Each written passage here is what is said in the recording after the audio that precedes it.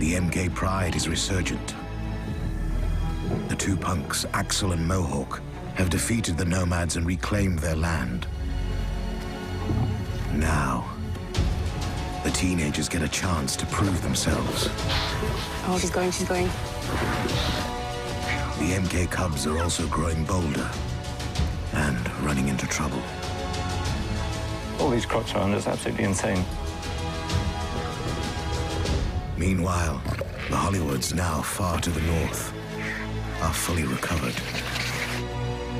The nomads, bruised but not broken, are in retreat. It might have been the hit that the nomads needed to knock them back down to earth a little. Will they head south to challenge the punks again?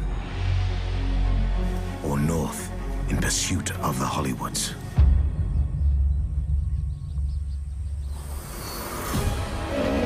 In Zambia's Luangwa Valley,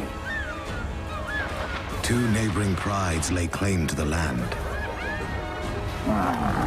The once powerful MKs, with numbers still rising, and the Hollywood females, who must breed to secure their future.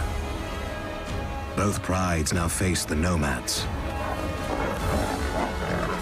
a wild-card gang of males looking for new territory. Wildlife filmmakers Nathan Pilcher and Sam Davis are in the middle of the action. They'll witness every triumph and every tragedy. Can these two prides beat the odds and survive the greatest challenge of their lives?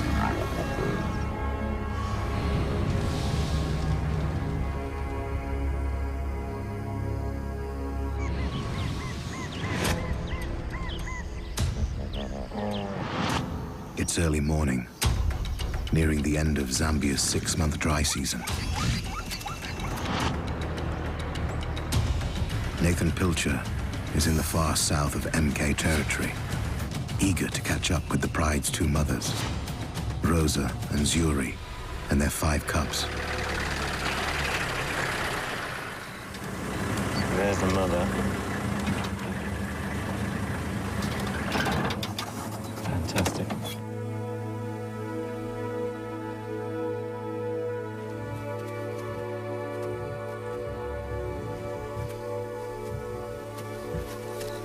The cubs, who are now around 4 months old, are in great condition. And their mothers also look well-fed and healthy.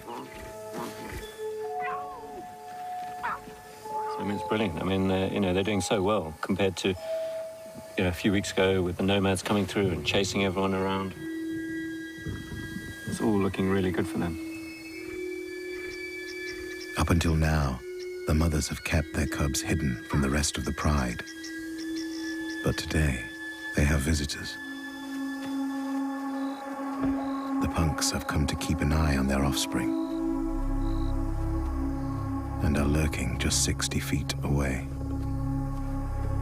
So this is the first time we've seen the mothers and the cubs and Axel and Mohawk here together. I think this is kind of the beginning of the introduction for the cubs to the rest of the pride. It's quite late, in my opinion, from what I've seen before, but it certainly seems to be happening. Ever since the nomads invaded, the mothers have been especially nervous about anyone coming near their cubs. Zuri, first-time mother of 2, is far from welcoming. The mum is really snarling at the males, basically telling them to keep away. So they're keeping their distance quite well behaved.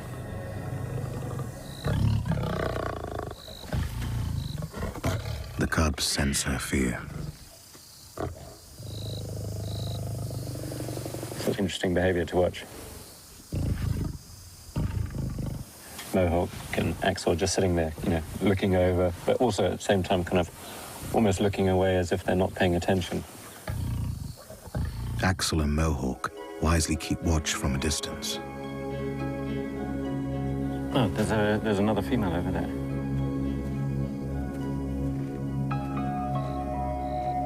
It's a lioness from the MK pride. Unlike the males, she's allowed to approach.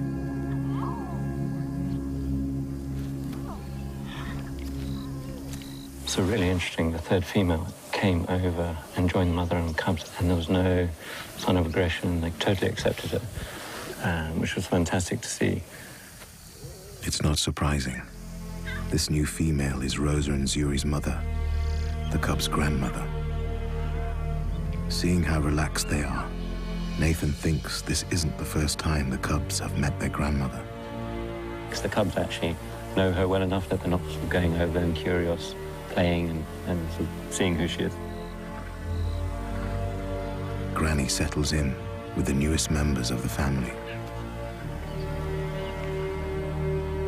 But the fathers will have to be patient a little longer.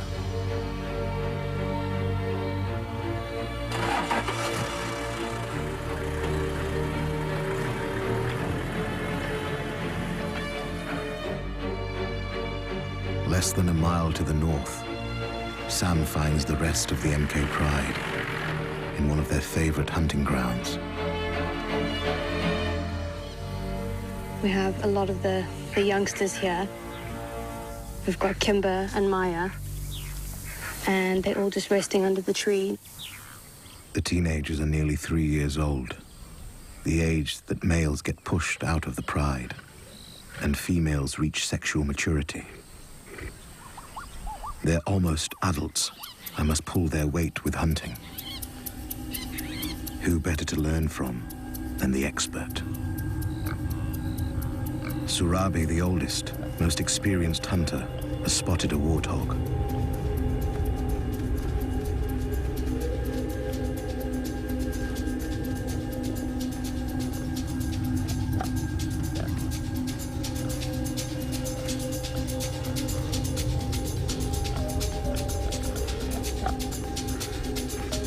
Teenager Kimber pays especially close attention.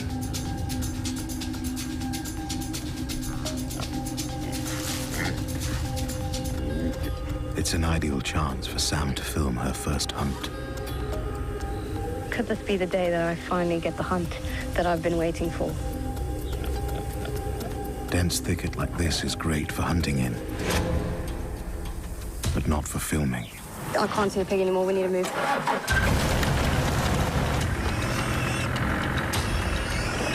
Okay, she's running.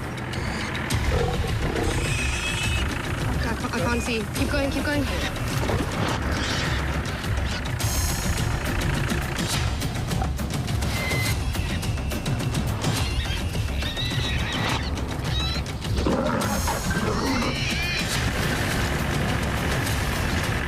I've completely lost him.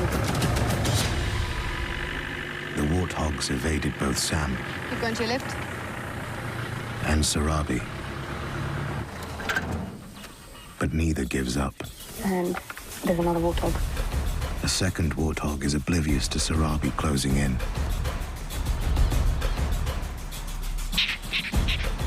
But not for long.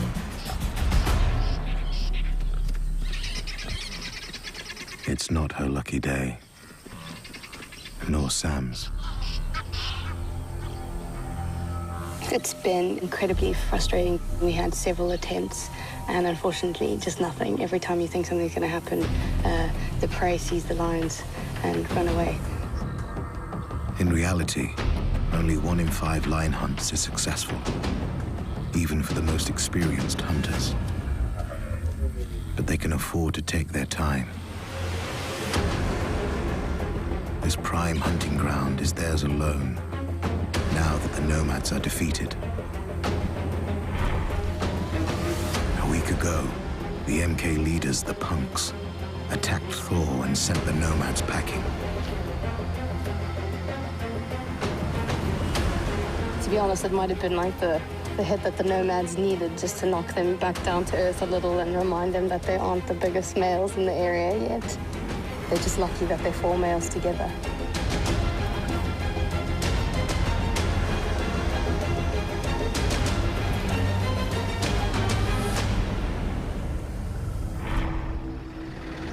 Nathan's been keeping tabs on the males since their attack.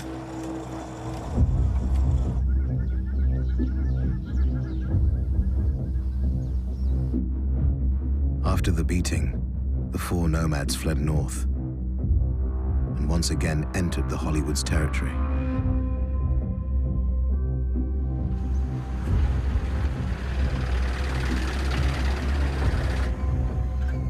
Since their arrival, the brothers have been lying low. The nomads have literally, for the last 5 days, not been feeding, not been calling. I mean, I've seen it a couple of times in lines before where they just all sit down and they do absolutely nothing. I think the nomads have definitely lost their attitude and their confidence. The nomads entered the valley on a mission to conquer a pride and gain a territory. But after Thor's beating from the punks, the MK Pride is off their list, which leaves them one option: taking over the all-female Hollywood Pride.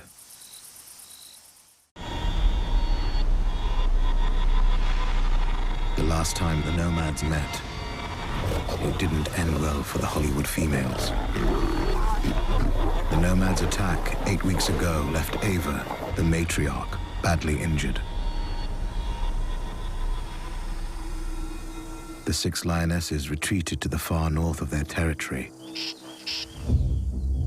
where they've since made a full recovery.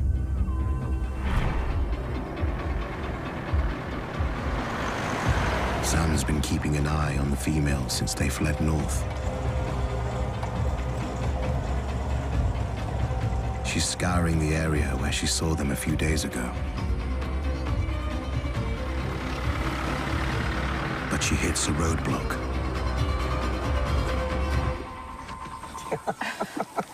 Such a relaxed giraffe. It's just amazing being this close to him. So this is a thorny-cropped giraffe, and they are endemic to the valley, which is just another amazing thing about South Luangwa, really. It's a really beautiful and graceful animal. A great lion spotter also. When giraffes stand still and stare at one spot, it usually means they've found lions. But there's no sign of them here. So Sam's using another bush trick to help her find the Hollywood females. She's following her nose. We've come across this dead hippo with a lot of crocs busy eating it. And what do you know? We found the Hollywoods watching the hippo being eaten. The pungent smell of the carcass is likely what drew the lionesses here. Sam knows they haven't eaten for 4 days. They're ravenous, but the meal they've found is surrounded by bodyguards with the strongest jaws in the animal kingdom. Unfortunately, the hippo's actually far into the water, so the Hollywoods wouldn't go out and try attempt to eat the hippo. But you can see that they wish they could get to it. It's tantalizing for the Hollywoods, but there'll be plenty more opportunities. This late in the dry season, more and more hippos are dying due to the extreme conditions. The herbivores need to eat 80 pounds of grass a day. But now there's precious little to be found.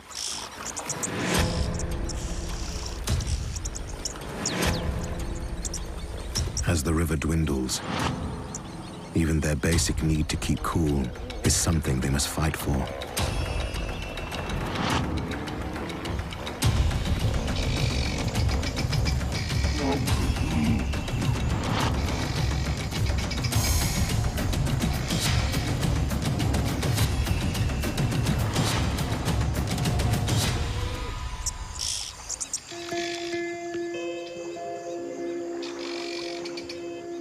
For all of Luangwa's grazers, October is the toughest month. The predators take full advantage. At this time of the season, there's nothing that goes to waste. The animals are really hungry, everything's drying up. If a hippo dies, it just means a lot of crocs get fed. And if it dies next to the bank, it means, the lions and the hyenas are going to eat it. So everything really has a purpose here, and everything gets used. The ultimate recycling in the bush.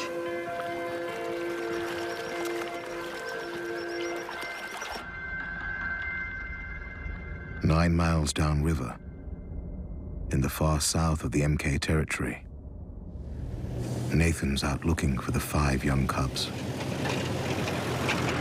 He wants to make sure he doesn't miss any introductions with the rest of the family.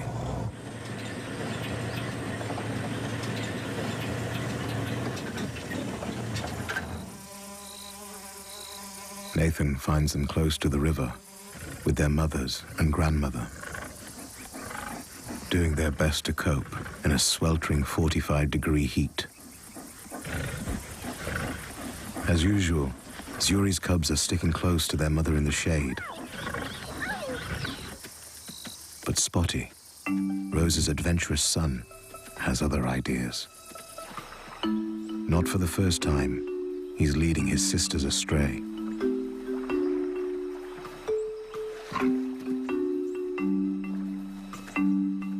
So 3 cubs have actually snuck off away from Mum, gone on their own little adventure, dropped down the edge of the bank and gone drinking. All these crocs around, that's absolutely insane. See some crocodiles moving over there, actually, in the water. Rose's cubs are too young to understand the danger they're in.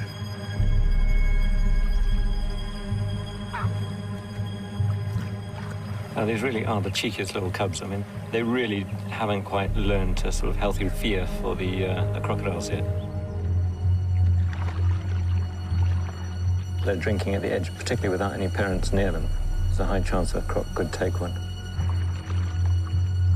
Unfortunately, we're not allowed to intervene. We have to let nature sort of take its course.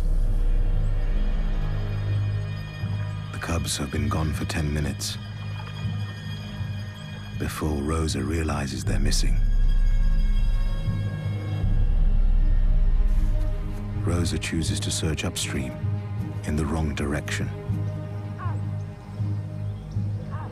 It's their Aunt Zuri who hears the cubs' distant calls. She got up and ran across, trying to help. She can hear them, but she can't see them. The cubs have got themselves onto a rocky ledge. They might be stuck down there. I mean, this is pretty dangerous for the cubs because it's very easy for them to slip and fall down. There's a crocodile coming. Crazy. Zuri is desperate to help them, but she can't risk her cubs coming with her. It's a pretty steep bank there, and I think you can see here the mother really doesn't want the cubs to go. She's grabbing them and pulling them back again. She tries to leave her cubs with their grandmother.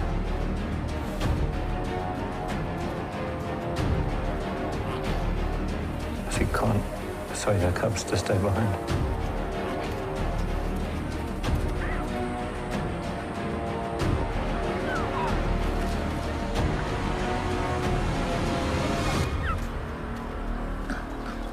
At last, Spotty finds a route out.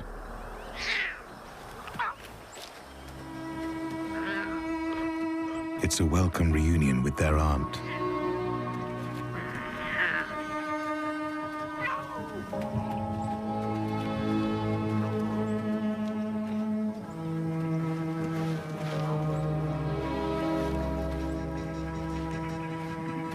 Zuri gets them as far from the river as she can.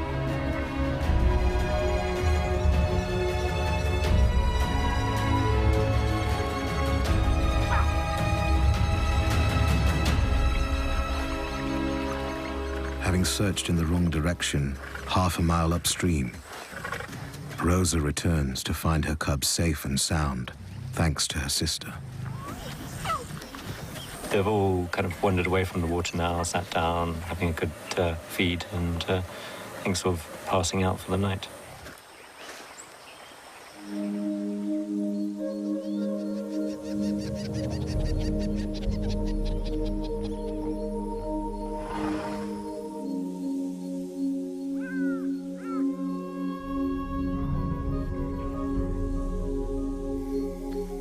As night falls, Axel and Mohawk return to watch over their cubs.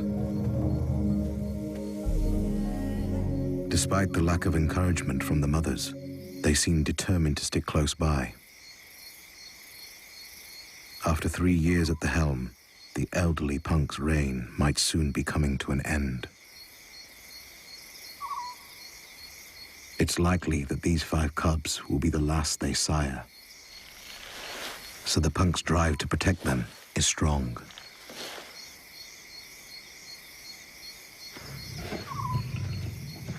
While the mothers sleep, the brothers edge closer. They settle as close as the females will let them.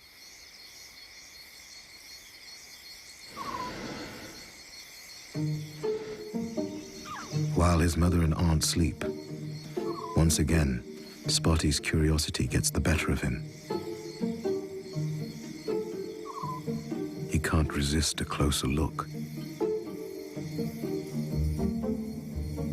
But he knows he's not allowed too near.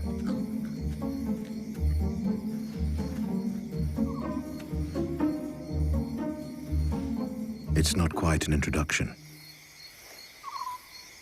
But just being close is good enough for now.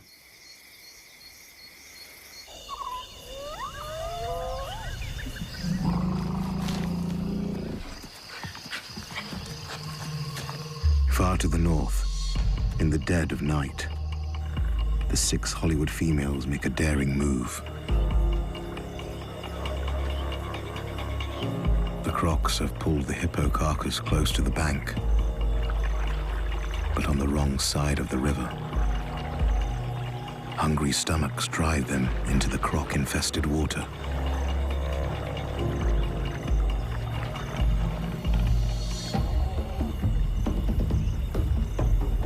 Nova, the youngest female, bravely leads the way.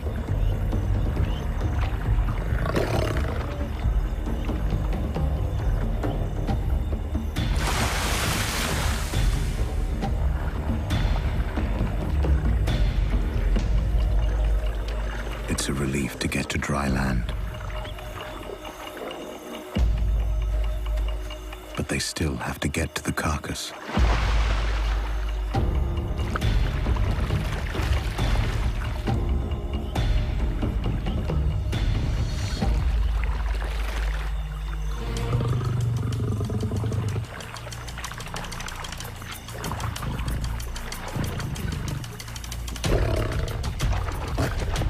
Frustration is too much for Xena.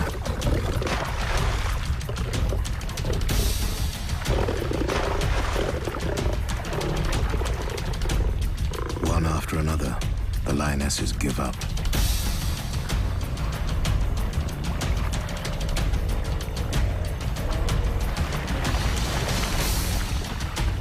Eventually, even Ava, the pride leader, admits defeat.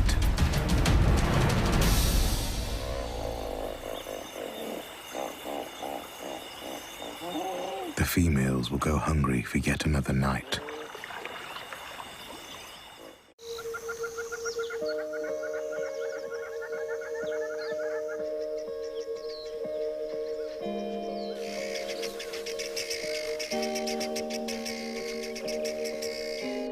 Dawn reveals the hippo carcass, even closer to the bank. The crocodiles, now well fed, are less bothered by the lions.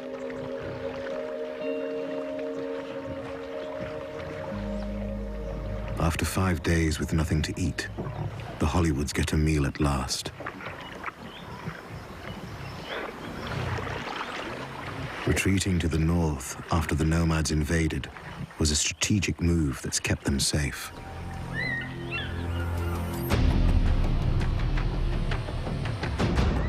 But while they've been hiding in the north of their territory, they've left their pride lands wide open in the south. And a new pride has walked right in.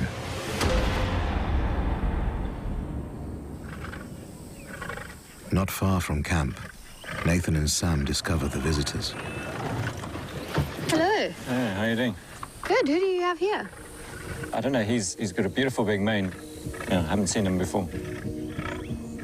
The strange intruders are making themselves at home in the Hollywood's best hunting ground.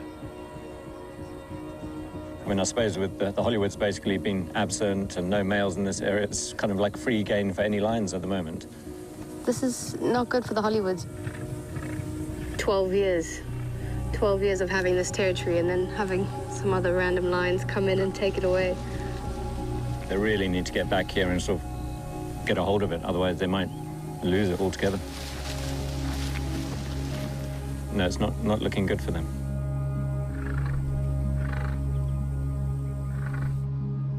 Oblivious to the strange lions in their territory to the south, the Hollywoods have been tucking into the hippo carcass all morning.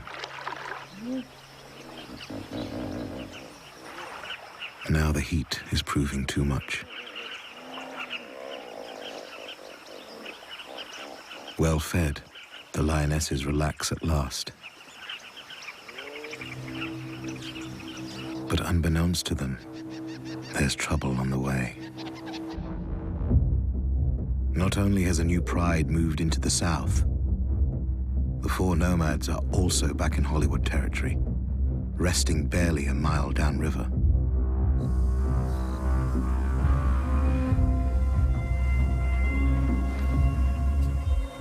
Thor's injuries have healed well since the punks attacked him 6 days ago, but his confidence is still rock bottom.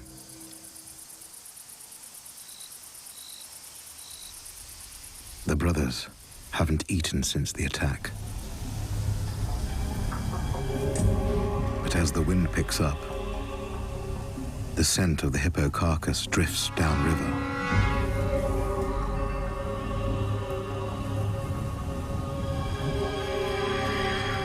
The chance of a meal spurs the brothers into action.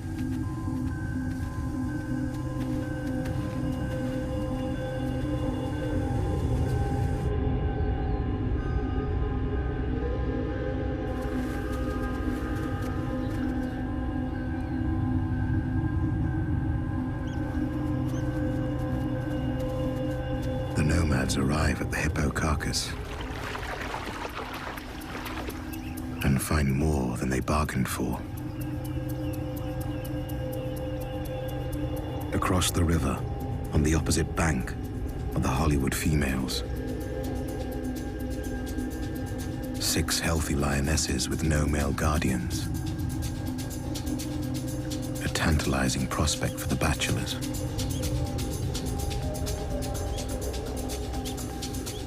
Scent left behind by one of the females provides even greater temptation. Hormones in their urine can signal when a lioness is in heat.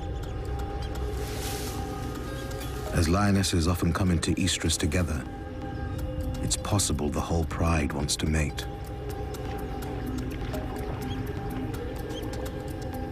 But the females have no reason to trust the previously violent males.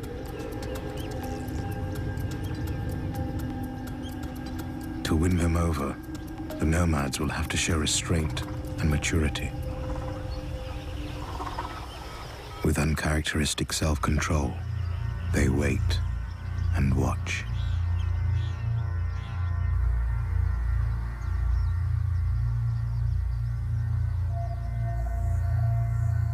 It's evening, and Nathan's come to see if the MK mothers are managing to keep their spirited cubs out of trouble and away from their fathers.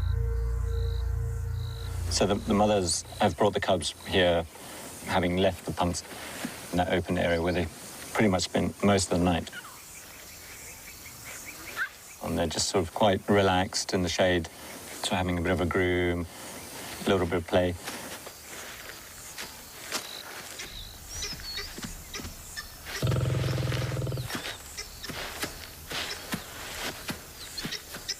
As dusk approaches, the cub's grandmother gets hungry.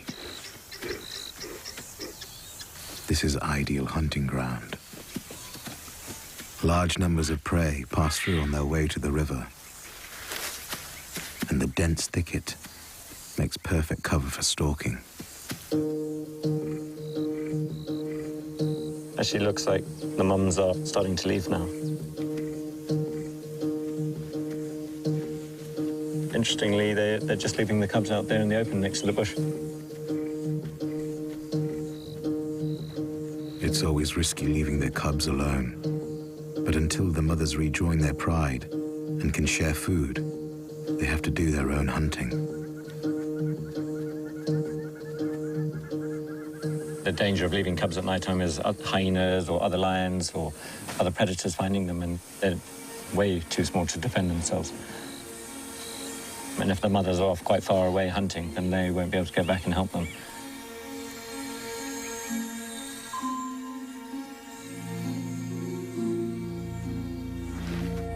For the first half hour, the cubs pass the time resting and sleeping.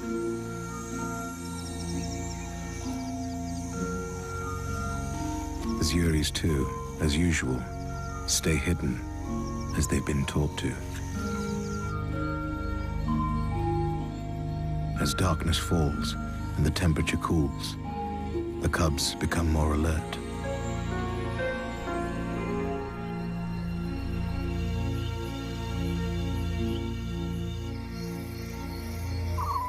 The bush comes alive with the sounds of the night.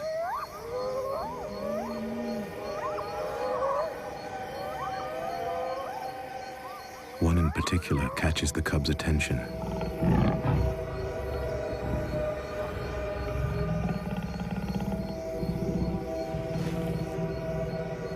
They recognize their mother's growls.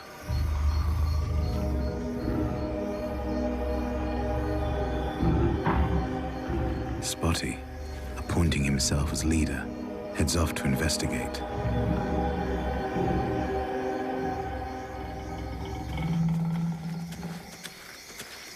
No one wants to be left behind. It's madness. They could easily run into hyenas or a leopard.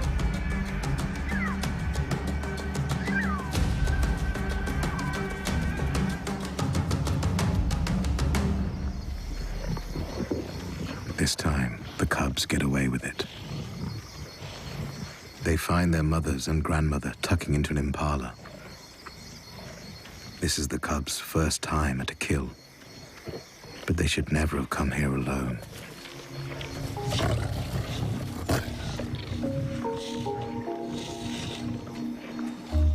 Luckily for them, Rosa and Zuri are too preoccupied with their meal to tell them off. The cubs' growing appetite for meat shows they're progressing well.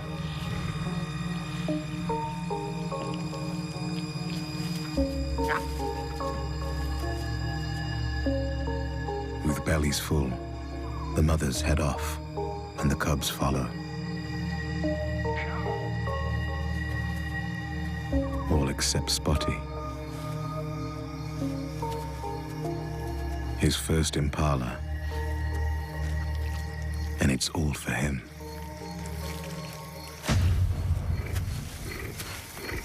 Or is it?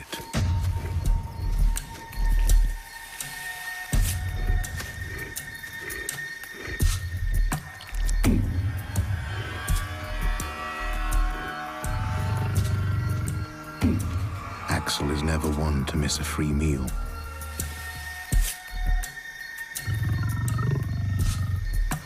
Even Spotty knows better than to get between a male lion and his food.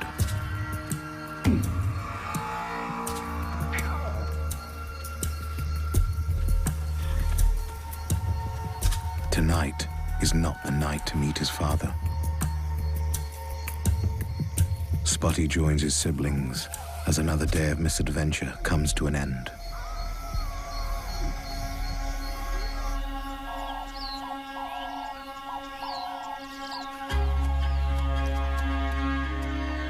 The next morning,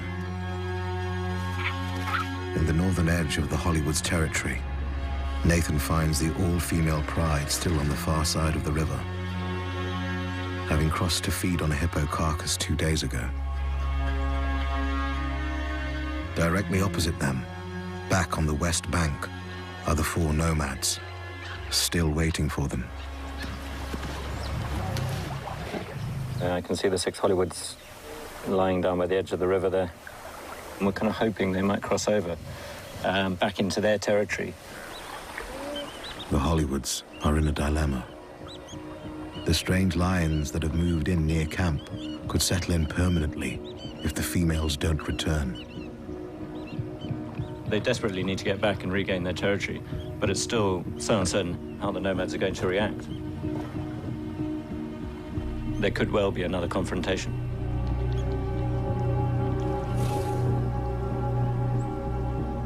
Crossing back over is high risk. Even without the nomads blocking their path. Aggressive crocodiles and hippos are congregating in ever-increasing numbers. There's a lot of small crocs, but there'll be a couple of really big ones, the dominant ones, and they're the ones that will take a lion if they cross. But the nomads aren't budging. Ava and her pride have only known the nomads as a threat. There's no telling what their intentions are now. But it's clear they don't want to let the females out of their sight.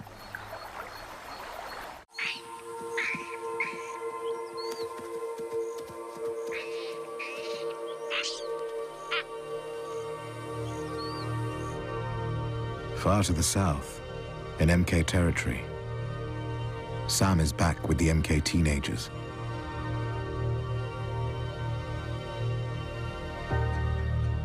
The pride is still near the river, which is giving the teens plenty of chance to practice hunting. The MKs have chosen a great spot. This is the path where prey love to come down to drink towards the river. So it's a nice spot. We've already seen elephants and some impala coming down in the distance. Sam has yet to film a hunt and is hoping that today might be the teenagers' lucky day.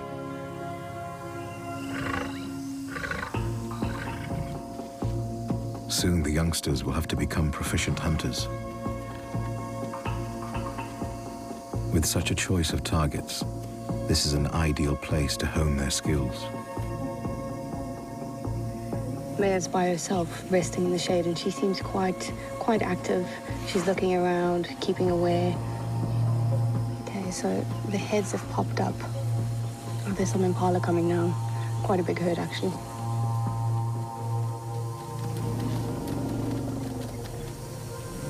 Maya is actually paying the most attention. Oh, she's going for the impala. She's going. She's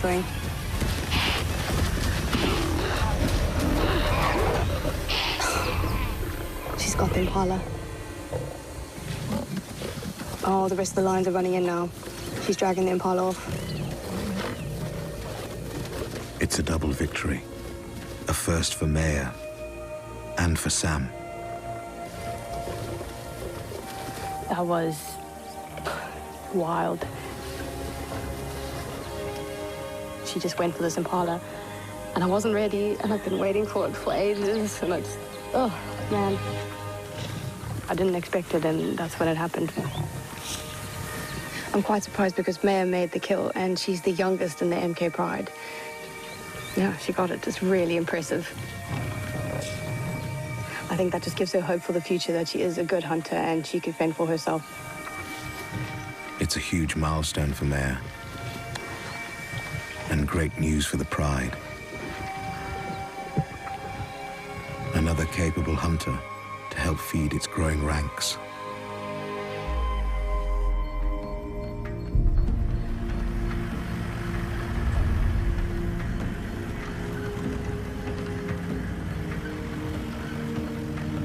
At first light, Nathan's out looking for Rosa, Azuri, and their 5 cubs, who've moved on from the place he last saw them. Fresh cub tracks going away.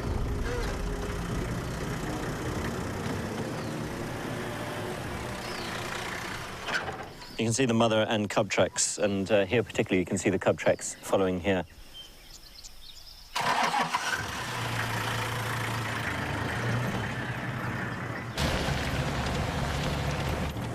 There they are. Nathan's bush skills have led him right to the cubs. Their mothers, grandmother, and their fathers are all here together. Everybody's gone all the way down onto the beach. It's about 200 meters away. We can't quite get there and without risking getting stuck and having to push in the sand in front of the lines, which is probably not the best idea.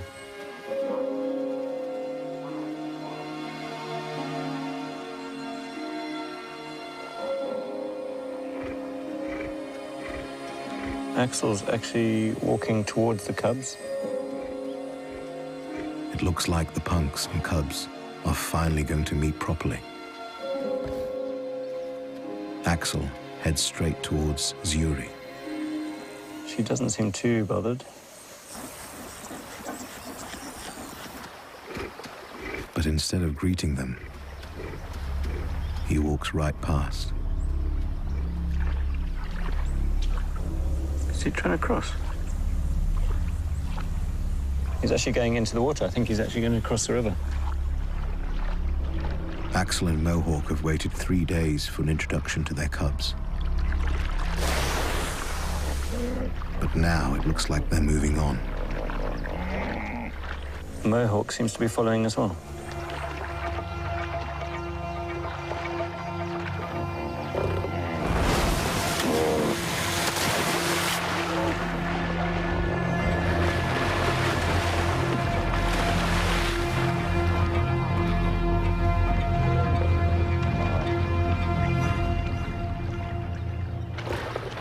It's not clear why the punks are crossing over to the east bank.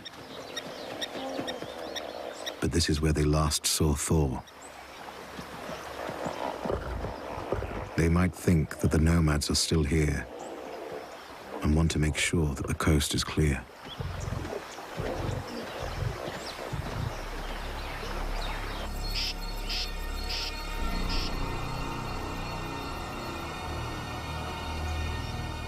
Far to the north, the Hollywoods are still stuck on the east bank. For 3 days now, the nomads have been staking them out from across the river. As night falls, the nomads give in to sleep.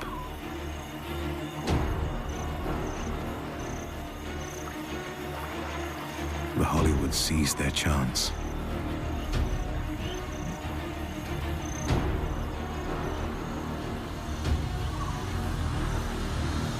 They sneak off, moving a mile downstream.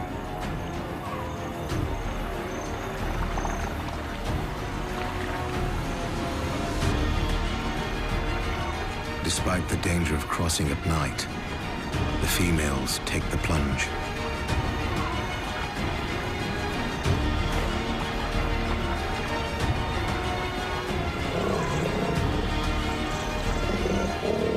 After 9 weeks in exile, the Hollywoods are back on home ground.